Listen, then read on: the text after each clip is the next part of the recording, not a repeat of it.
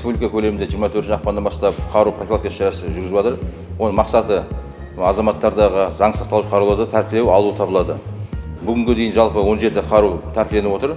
Оның ішінде 2 шолақ мылтық, оның ішінде біреуі ой ұңғылы, біреуі тегіс ұңғылы. 2 травматикалық қару және қалғандары тегіс ұңғылы қару табылады.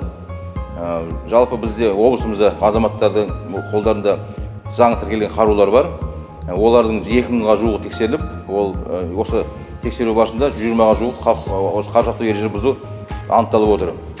Жалпы алғанда мынау облыс тұрғындарын өздерінде заң сақталушы қаруларды осы полиция органдарына тапсыру шақырамын. Өздерінің қаруларын темір жәшік пен сейфтерді сақтауды, кілттерін ешкімге бермеуді, қарулармен бірге басқа бөгде заттар сақтамауға шақырамыз.